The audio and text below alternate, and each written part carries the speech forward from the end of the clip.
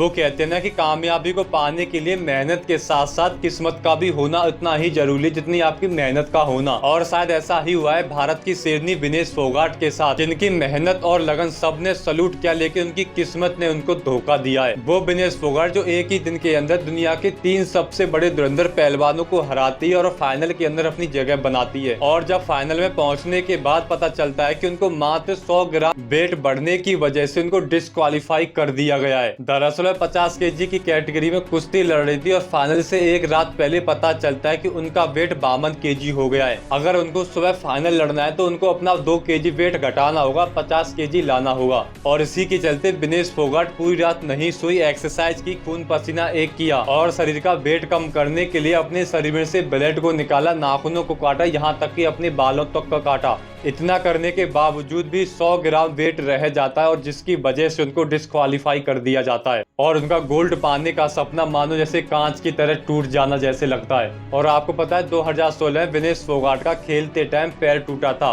2020 में उनको खोटा सिक्का बोला गया था। इसके बावजूद भी उन्होंने हार नहीं मानी और अपने आप को तैयार किया और फाइनल तक पहुंची, लेकिन किस्मत ने उनको डिस्क्वालीफाई कर दिया और वह बाहर हो गई बिना लड़े। भारतीय डेलीगेशन ने उनका वजन कम करने के लिए कुछ समय मांगा, लेकिन UWW के चीफ ने साफ तौर पर इंकार कर दिया कि हम आपको और ज्यादा समय नहीं दे सकते, ये नियम और रूल के खिलाफ होगा। मतलब किसी की सालों की मेहनत को उन्होंने कुछ ही टाइम के अंदर बर्बाद कर दिया। वहाँ के सिस्टम को ऐसा नहीं करना था। अगर वह विनेश फोगाट को टाइम देते तो शायद आज गोल्ड मेडल हमारी झोली के अंदर होता। बाकी इसके बारे में आपका क्या कहना है, एक बार कमेंट में जरूर बताना।